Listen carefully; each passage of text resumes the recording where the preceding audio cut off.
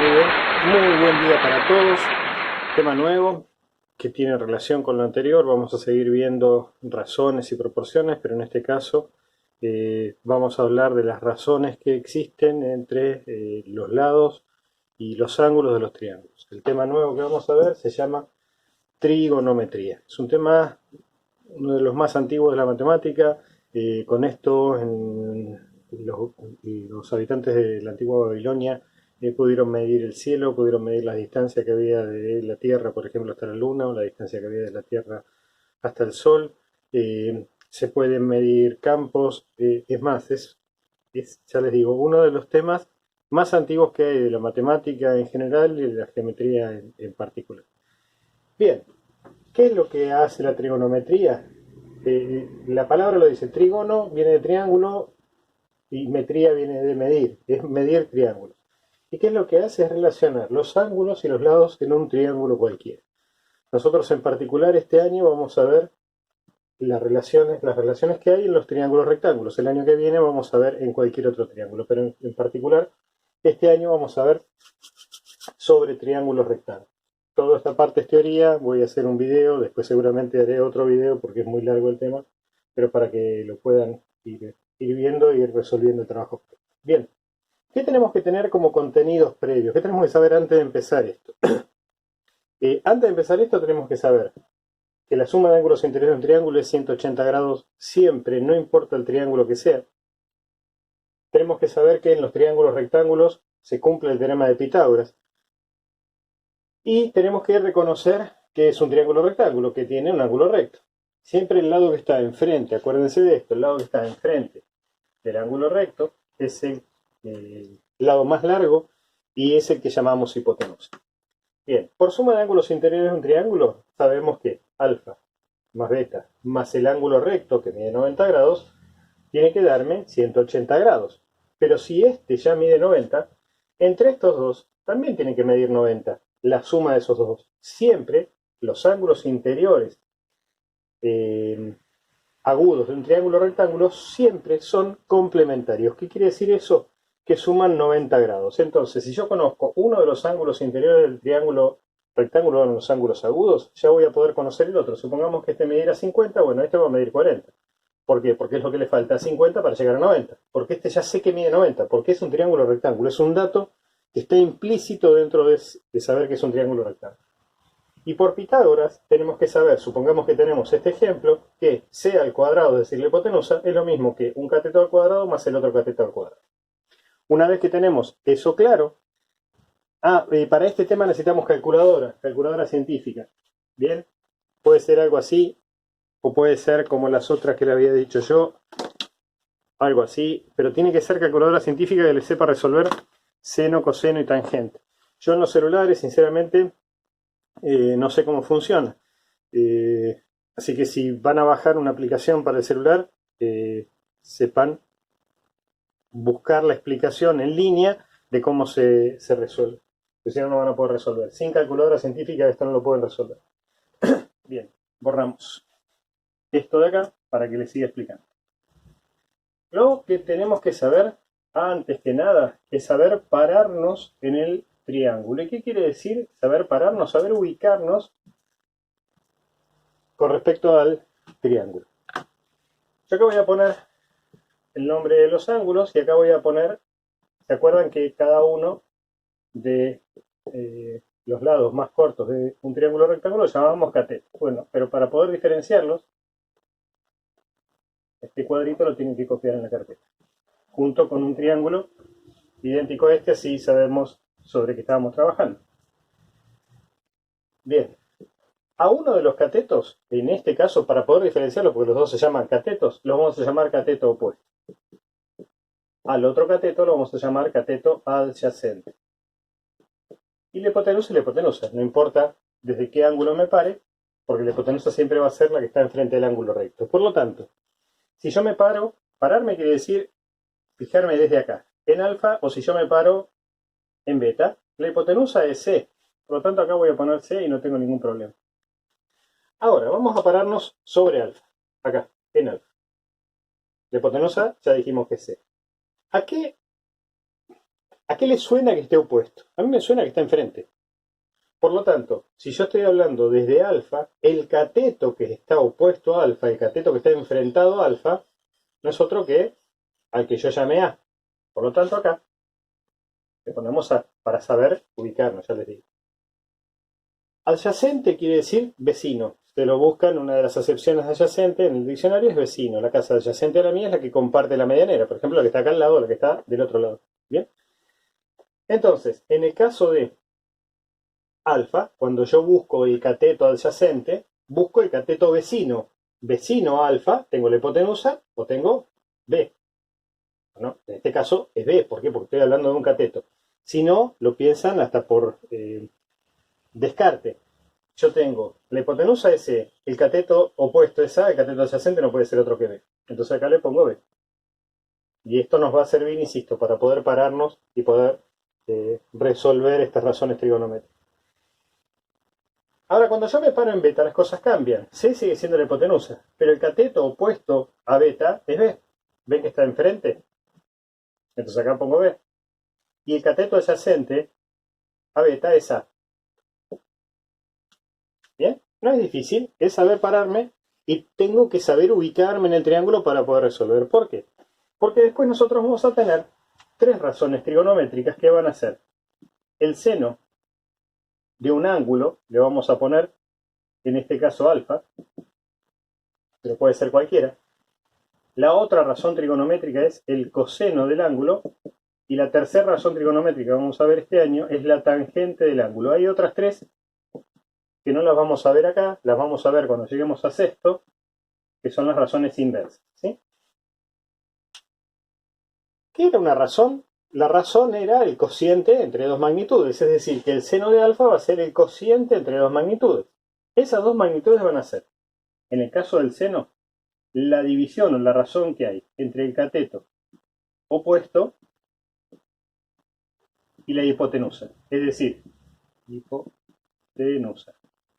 Si yo divido el cateto opuesto sobre la hipotenusa en cualquier triángulo, es lo mismo que el seno del ángulo que estaba enfrente al cateto que está arriba y de la hipotenusa, ¿no? El coseno del ángulo es la razón que hay entre el cateto adyacente y la hipotenusa, lo mismo que en la anterior, pero con otros valores, y acá la tangente es la razón que hay entre el cateto opuesto y el cateto adyacente. Esta parte es casi toda memoria, porque tengo que acordarme tres razones trigonométricas, que ahora les voy a dar una palabrita, y tener que saber cómo manejar la calculadora. No es un tema difícil aunque parezca difícil, parece difícil el nombre, parece re loco y re distinto lo que estoy buscando, porque estoy pensando en cómo relacionar lados y ángulos de un triángulo, pero no es difícil, quédense tranquilos. ¿Cómo nos vamos a acordar de esto, que es lo que nos tenemos que acordar? Que son las tres razones trigonométricas, con una sola palabrita. La palabrita es SOHCAHTOA. Es una palabra mnemotécnica. ¿Qué quiere decir mnemotécnica? Que a partir de la palabra tengo memoria. La S de SOHCAHTOA es del seno. La O viene de opuesto. La H viene de hipotenusa. Es decir, el seno es el opuesto sobre la hipotenusa. K viene de C de coseno, A de adyacente y H de hipotenusa. El coseno es el adyacente sobre la hipotenusa. Vamos a la tercera. La tercera que tengo es TOA. T viene de tangente. O viene de opuesto. Y A viene de adyacente. ¿Qué quiere decir esto? Que la tangente es el opuesto sobre el adyacente. Por lo tanto, es importante poder ubicarme en el triángulo, porque si no sé cuál es el cateto opuesto de mi ángulo, no me va a servir. Fíjense que esto paren el video, cópienlo, así puedo borrar y les sigo explicando.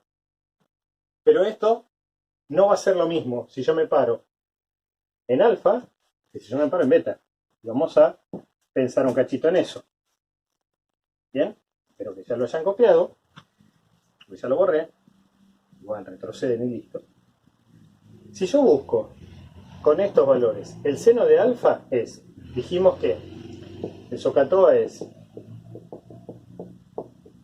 seno es opuesto sobre hipotenusa, entonces me fijo dónde está alfa. ¿Cuál es el opuesto a alfa? A. Sobre, ¿cuál es la hipotenusa? C. Ese es el seno de alfa. El coseno de alfa es, en este caso, ¿cuál es el adyacente de alfa? B. ¿Cuál es la hipotenusa? C. Y la tangente de alfa, esto es para saber ubicarnos solamente. ¿Cuál es el opuesto de alfa? A. ¿Cuál es el adyacente de alfa? B. Para cuando yo paso a beta, si yo me paro acá o si yo busco desde este ángulo, porque puedo tener esto, puedo tener este como dato. El seno de beta ya no es A sobre C, va a ser el opuesto de beta, que es B, sobre la hipotenusa, que es C. ¿Lo ven? Este sobre este. El coseno de beta ya no va a ser B sobre C, va a ser, ¿cuál es el adyacente a beta? A. ¿Y cuál es la hipotenusa? C. Y la tangente de beta va a ser el opuesto de beta, B, sobre el adyacente, que es A. Fíjense que, esto es para poder recordar también, el seno de un ángulo es igual al coseno de su complemento. ¿Ven? El seno de alfa es A sobre C y es lo mismo que el coseno de beta, que es A sobre C. Acuérdense que los ángulos son complementarios, eso estoy diciendo de que el seno de alfa, ¿cuál es el complemento de alfa? B, E, beta. El seno de un ángulo es igual al coseno de su complemento. Fíjense acá, el seno de beta, ¿cuál es el complemento de beta? A es igual al coseno de su complemento, el coseno de alfa. Alfa era, no A, perdón, alfa.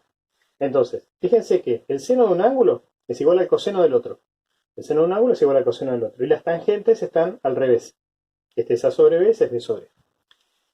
Eso es parte de la explicación que tenemos. Otra cosa de explicación es saber ubicarnos cuando tengamos un problema. Vamos a borrar esto lo copian, obviamente, pusieron pausa y lo copiaron. Y si no, lo rebobinan y me escuchan, porque es lo mismo lo que está copiado que lo que está dicho. Vamos a pensar en un tipito. Supone que lo llamamos Pedrito. Pedrito tiene el ojo acá y esto de Pedrito, paralelo al piso, es lo que se llama la línea de visión de Pedrito. ¿Bien? Es horizontal. Es horizontal, es paralela al piso. Ahora, si Pedrito está viendo, supongamos, un barrilete, ¿bien? Esta línea de visión, desde la horizontal para arriba, se le llama ángulo de elevación. Es decir, si yo estoy hablando del ángulo de elevación es, desde mi horizontal, estoy viendo algo para arriba, está yendo para allá. Fíjense que con la altura del barrilete me queda mi triángulo rectángulo, lo llegan a ver el triángulo rectángulo. Entonces voy a poder trabajar con este nuevo concepto que se llama trigonometría. Ahora bien, si yo lo que veo es, o lo que estaba viendo Pedrito es, supongamos, una cucaracha en el piso, como dibujante soy un buen profesor de matemática, la cucaracha, supongamos que está viendo la cucaracha, desde el horizontal de Pedrito, tengo este ángulo. Bien, desde mi horizontal, supongamos que yo soy Pedrito, tengo ese ángulo, estoy mirando para abajo. Bien, a ese ángulo, desde el horizontal hacia abajo, se lo llama ángulo de depresión. No es porque esté deprimido ni quiera tirarse abajo un tren, sino porque está yendo para abajo. Listo, ya está, ángulo de depresión. Pero si miramos un cachito, yo no tengo triángulo en ese ángulo de depresión. Fíjense que si saco lo de arriba, esto ya lo copiaron ustedes, pero yo quiero mostrarles que saco lo de arriba, para que lo vean bien, cualquier cosa hacen dos dibujos distintos. Fíjense que la cucaracha con el ojo de Pedro, con el ángulo de depresión, está formando un triángulo. ¿Dónde tengo un triángulo? Y el triángulo lo tengo acá adentro. Con la altura de Pedro hasta el piso y la distancia que tengo hasta la cucaracha y digamos, la imaginaria línea que va desde el ojo hasta la cucaracha. Bien, ese ángulo, si ustedes lo relacionan con un concepto que habían visto el año pasado, ¿se acuerdan de esto? Ángulos entre paralelas. Este ángulo que está acá es igual a este ángulo que está acá, por alterno interno entre paralelas. No sé si recuerdan. Si no recuerdan, se los estoy haciendo recordar. Si yo traslado esto acá, acá tengo las dos paralelas. La visión de Pedro, la horizontal de Pedro y el piso. ¿Y dónde tengo este ángulo y este ángulo? Es este ángulo y este ángulo.